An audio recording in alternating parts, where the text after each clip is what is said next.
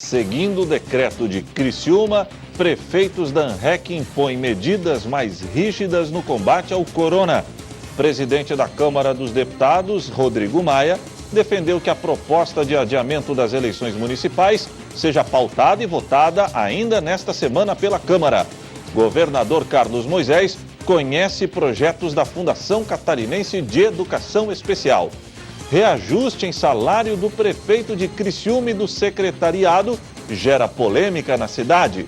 Vereadores e sindicato protocolam denúncia contra a FASC no Ministério Público. Campanha de vacinação contra a gripe encerrou e Santa Catarina não atingiu a meta de pessoas imunizadas. Exposição de fotos em São Paulo mostra os profissionais que atuam no Hospital das Clínicas e estão na linha de frente do combate ao coronavírus. E mais, Carlos César, experiente atleta carvoeiro, fala sobre a volta do futebol catarinense. As principais notícias do dia você confere a partir de agora. No ar pela TV Primavera de Criciúma, Informe Região.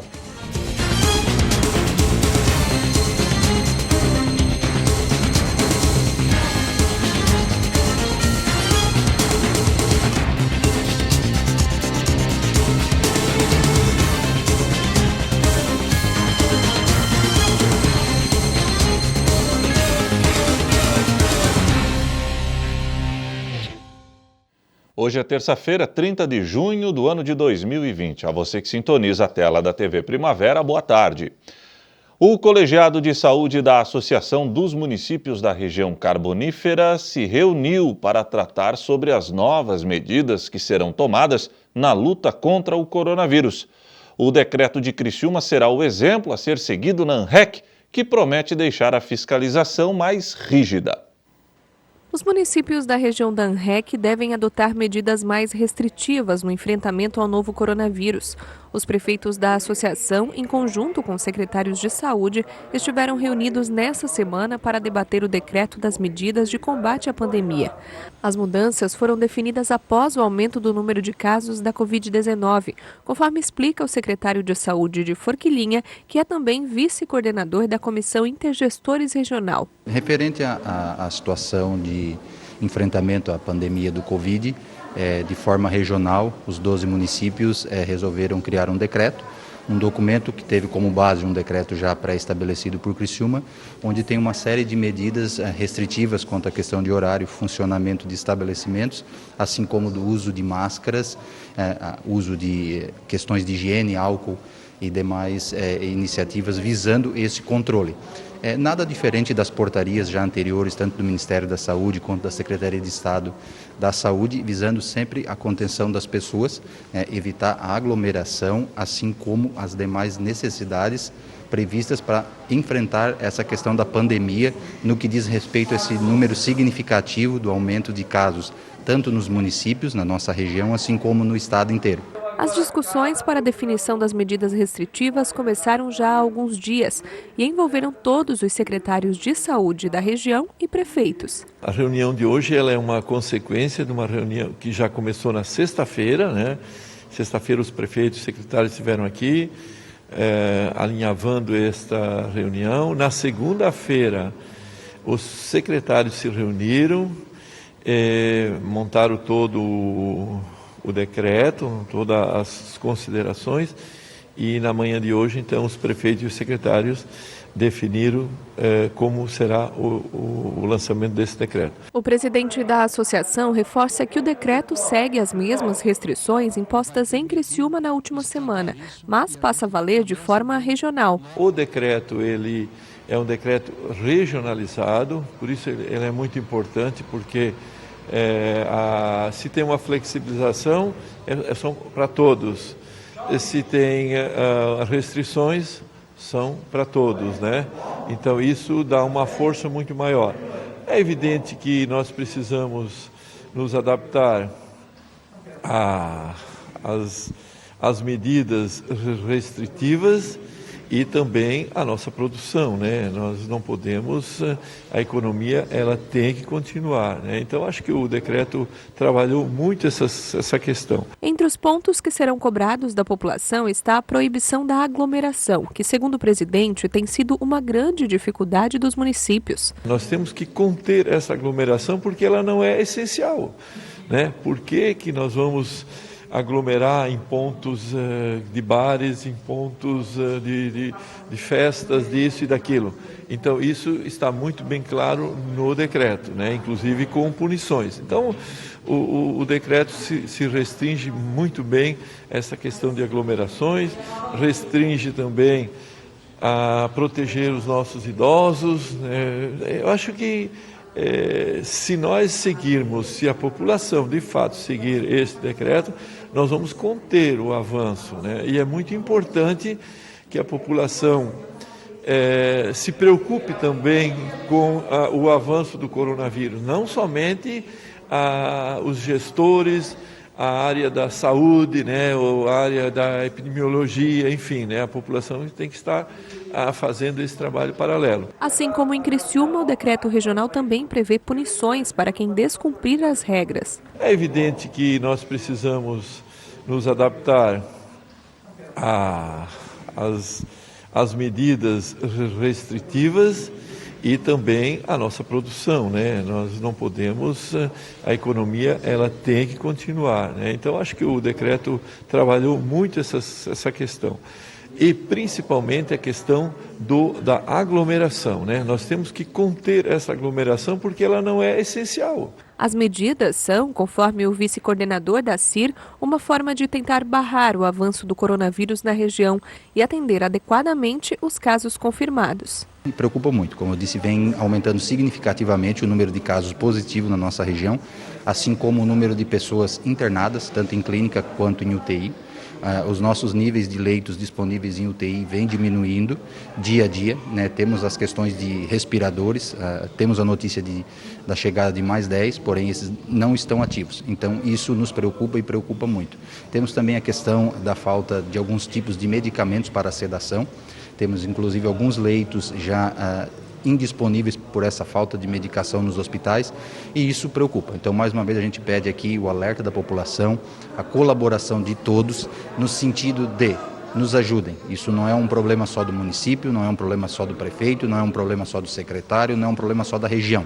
É uma pandemia. Estamos no enfrentamento de uma crise jamais vista na sociedade. Então, precisamos da colaboração de todos. O presidente da Câmara dos Deputados, o deputado federal Rodrigo Maia, defendeu que a proposta de adiamento das eleições municipais seja pautada e também votada ainda nesta semana pela Câmara. A declaração foi dada após encontro com o prefeito de São Paulo, Bruno Covas. A matéria já foi aprovada pelo Senado, mas entre os deputados o adiamento do pleito ainda não é consenso. O final de semana em Brasília foi de muita negociação. Líderes partidários tentam chegar a um acordo para garantir a votação do texto que adia as eleições municipais deste ano. Pelo calendário eleitoral, o primeiro e o segundo turnos estão marcados para 4 e 25 de outubro. Porém, o pleito deve ser adiado por conta da pandemia da Covid-19. O Senado já aprovou a proposta de emenda à Constituição que posterga a data para 15 de novembro. O texto agora precisa passar pela Câmara, onde muitos deputados são contrários ao adiamento. É que muitos parlamentares estão sofrendo forte pressão dos prefeitos que tentarão a reeleição. Para eles, o adiamento não é bom. Como são mais conhecidos pelos eleitores, quanto mais restrito for o tempo de campanha, mais vantagem eles terão sobre os adversários. Sem contar que muitos estão com medo de ficar sem recursos em novembro por conta da pandemia e do impacto que os cofres vazios pode ter nas urnas. Para evitar um desgaste maior com os prefeitos, deputados acertaram nas reuniões do final de semana que a votação do adiamento das eleições virá acompanhada da aprovação de uma medida provisória garantindo a recomposição das perdas de arrecadação de municípios por meio do Fundo de Participação, o FPM. A recomposição seria de cerca de 5 bilhões de reais. Nesta segunda-feira, o presidente da Câmara dos Deputados, Rodrigo Maia, defendeu que a proposta de adiamento das eleições municipais seja pautada e votada ainda nesta semana pela Câmara. A declaração foi dada após encontro em São Paulo com o prefeito Bruno Covas. Eu sempre defendi o adiamento das eleições. O que tem de discussão sobre recursos, a medida provisória 938 trata dos recursos do FPE e do FPM, 16 bilhões. Dos 16 bilhões, há uma previsão de não utilização de 5 a 6 bilhões de reais. O que os prefeitos e os deputados ligados a prefeitos estão demandando é que esses recursos possam ser utilizados, já que eles já estão, o crédito já está editado, né, já está criado, né, para que esse recurso possa ser de fato utilizado. Nós estamos vendo aqui em São Paulo, nós ainda temos muitos desafios aqui em todas as cidades. Não é porque o recurso do FPM não foi todo utilizado que ele pode ser devolvido. Então, o que nós queremos, e o próprio governo federal já começou esse diálogo conosco há 2 semanas atrás, exatamente para a gente criar algum programa para a utilização desse recurso. Há uma demanda de muitos prefeitos, né, pela manutenção desse recurso do FPM. O presidente do Tribunal Superior Eleitoral, Luiz Roberto Barroso, já se posicionou a favor do adiamento das eleições deste ano e defendeu que sejam adotadas medidas que garantam a saúde da população no dia do pleito, como a distribuição de máscaras, luvas e álcool em gel. Enquanto no Brasil o assunto ainda está em discussão, um estudo internacional feito pelo TSE mostrou que em 55 países houve o adiamento das eleições por meses e até 1 ano. O levantamento revelou ainda que 22 nações mantiveram a disputa, mesmo com o risco de proliferação do novo coronavírus. A seguir, governador Carlos Moisés conheceu projetos da Fundação Catarinense de Educação Especial.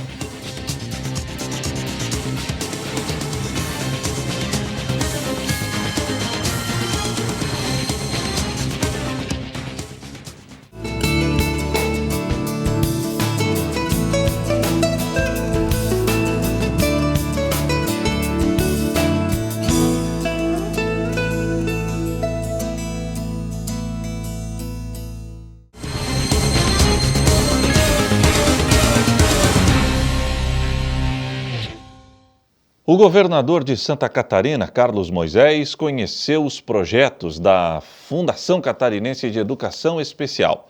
Confira na reportagem da jornalista Débora Correia. Em época de pandemia, muitas instituições seguem trabalhando, principalmente em serviços essenciais. É o caso da Fundação Catarinense de Educação Especial, que atua na elaboração de políticas públicas para a área de educação especial em todo o estado. As APAES e AMAs, por exemplo, são acompanhadas pela instituição. Nessa semana, o governador do estado visitou a fundação para ver de perto todo o trabalho. A minha esposa, que é educadora há 32 anos, já fez um curso aqui nessa instituição, voltou comigo hoje para visitá-la. E a gente sabe que ela é uma instituição que presta há décadas um excelente serviço aos catarinenses. E nós queremos ampliar esses serviços e fortalecê-la cada dia mais. O presidente da fundação explicou que o espaço ajuda na educação de mais de 20 mil pessoas no estado. Hoje o trabalho para o estado inteiro, junto com as nossas associadas APAES, AMAS, Associação de Surdo, Associação de Cego, né, vem fazendo uma parceria com a fundação num trabalho às famílias em casa. Ele também mostrou o projeto para a construção de um novo prédio sustentável para reunir os diferentes setores da FCEE em apenas um espaço. Esse prédio vai ser um marco para a educação especial em Santa Catarina, que ele vai ser um prédio totalmente acessível, aproveitando a luz solar, a água da chuva, tudo com portas adaptadas, com corredores, com salas totalmente adequadas para o atendimento da pessoa com deficiência. E esse projeto aí vai ser em torno, um projeto pioneiro para o estado, até porque ele está em forma BIM, né, que vai ser construído no projeto BIM e que vai ter pouca ou quase nenhuma adaptações futuras. Após uma reunião de trabalho com o secretariado, o governador conheceu um pouco mais da estrutura da fundação, que está localizada no bairro Roçado, na capital. Ao lado do presidente da fundação e da primeira-dama, Carlos Moisés visitou os pavilhões, conversou com funcionários e se mostrou impressionado com o local. Viemos também conhecer o espaço físico onde será desenvolvido um novo projeto, uma nova concepção de arquitetura para juntar todos os centros da fundação em um mesmo ambiente e um prédio direcionado também à autossustentabilidade, com captação de água, reuso de água, geração de energia elétrica, geração de aquecimento com biodigestores, enfim, um conceito novo em parceria com algumas instituições e com o governo de Santa Catarina para que a gente consiga atender da melhor forma possível as pessoas que precisam de inclusão, precisam estar se desenvolvendo, dando apoio àqueles que têm pessoas na sua família, enfim, com deficiências, e que o Estado de Santa Catarina não fecha os olhos para essa realidade, está mantendo seus propósitos, mantendo toda a ação de governo, mesmo em tempos difíceis como nós estamos. Reajuste no salário do prefeito de Criciúma e também de todo o secretariado está gerando polêmica na cidade. Confira. Os salários de prefeito, vice-prefeito e secretários municipais de Criciúma terão um reajuste a partir do próximo ano. Conforme publicado no Diário Oficial de Criciúma nesta segunda-feira, o salário atual de R$ 12.483 para o prefeito, R$ 7.490 para o vice e R$ 10.174 para secretários vão aumentar para R$ 24.968 para o prefeito, R$ 12.484 para vice e R$ 15.436 para secretários. A mudança ocorre depois de um projeto aprovado na Câmara de Vereadores na última semana. A proposta foi aprovada por unanimidade. A mudança gerou polêmica nas redes sociais, com críticas para o reajuste.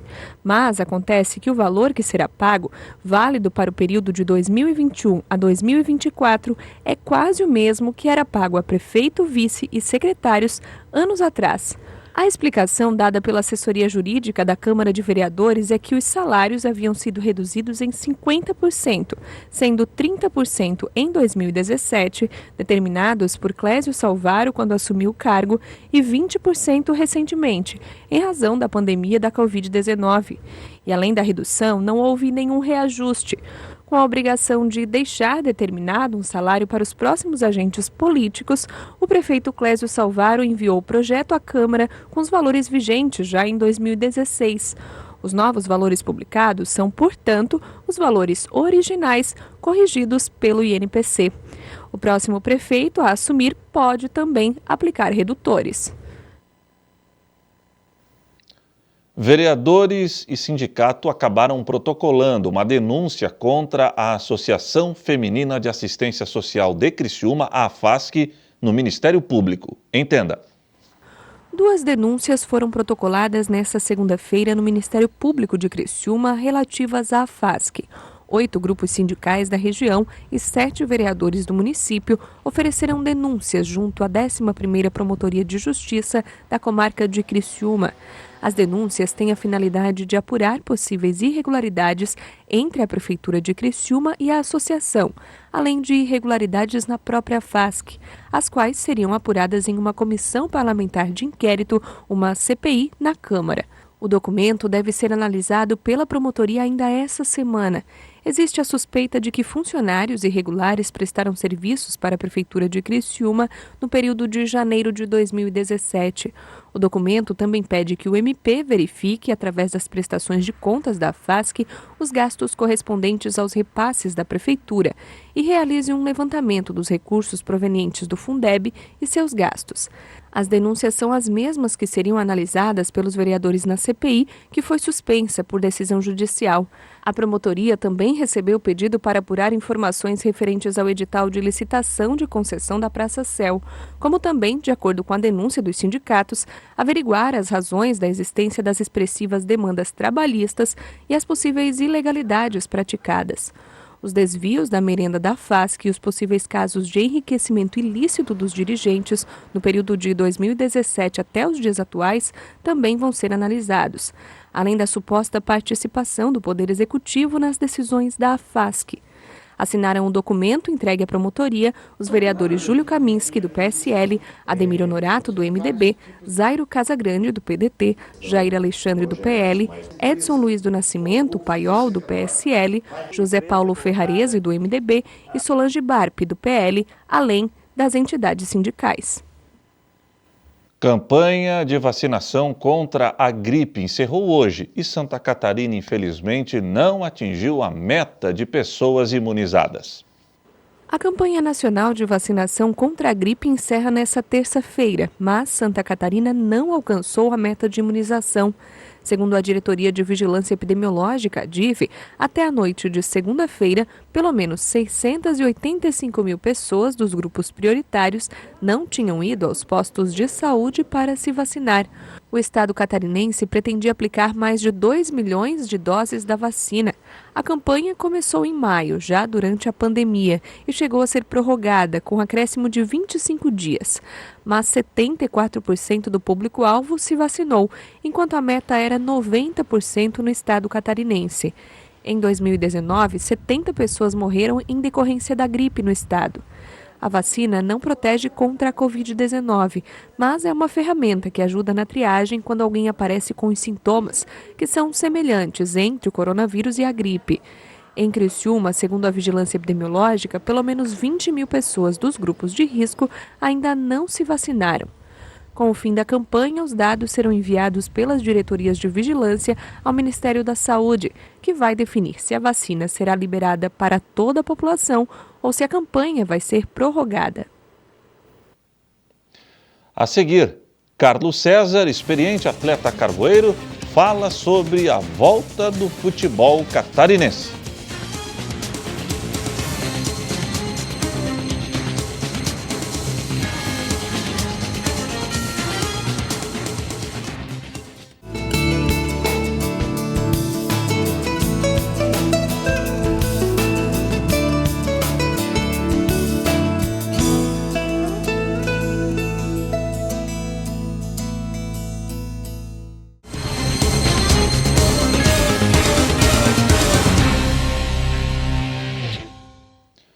Uma exposição de fotos em São Paulo mostra os profissionais que atuam no Hospital das Clínicas e estão na linha de frente do combate ao coronavírus.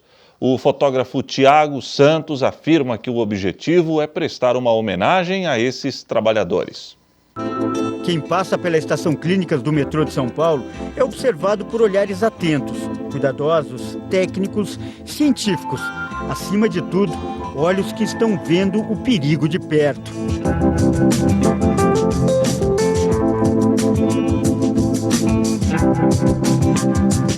As fotografias fazem parte da exposição Olha Pra Mim. São 15 imagens de profissionais que atuam no Hospital das Clínicas e estão na linha de frente do combate ao coronavírus. O autor é o fotógrafo Tiago Santos. Ele afirma que o objetivo é prestar uma homenagem a esses trabalhadores. O olhar desses profissionais são olhares de muito cuidado, muita apreensão, né? Um momento onde existem pessoas morrendo. Esses profissionais estão na linha de frente tentando resgatar vidas e proteger pessoas que nós amamos. Então, é esse olhar de cuidado, esse olhar de carinho, esse olhar de proteção pelo outro, né? O fotógrafo iniciou esse projeto em 2014 e de lá para cá já registrou mais de 3 mil olhares em todo o mundo. Com o início da pandemia, ele resolveu voltar os olhos e a lente para os profissionais da saúde. Aqui estão médicos, enfermeiros e socorristas. Mas o objetivo principal é ver essas pessoas por trás desses equipamentos de segurança, bem no fundo dos olhos. Acho que o olhar é uma das principais ferramentas de comunicação, né? Primeiro a gente olha, mentaliza, para depois externar verbalizando. Então, o olhar é o primeiro contato do abraço, o contato do toque, o contato de querer falar algo. Então, olhar é a janela da alma. Cerca de 30 mil pessoas passam todos os dias pelo local. Muitos deles funcionários de hospitais próximos à estação, como esse homem. Você que trabalha nessa área, qual que é a sua sensação? O que você está sentindo? Eu sinto muito medo, né? Para o público, a exposição é uma justa homenagem e a sensação de ser olhado de perto por um profissional da saúde traz segurança. Força, segurança, muita coisa os olhos dele transmitem. Cuidado, que eles estão querendo cuidar da gente da melhor maneira. Se eles estão usando tudo isso, a gente pode usar a máscara, né? Muito lindo, como diz, os olhos falam, né? E eles estão agradecidos por estar fazendo serviço de frente. E a gente vê no olhar deles o esforço, a força de vontade, tudo que eles fazem para o ser humano, para o teu próximo, a empatia que eles têm. É maravilhoso a gente poder olhar nos olhos dos olhos e até se emocionar. E mesmo para quem não costuma passar pelo local, vale a pena dar uma olhadinha.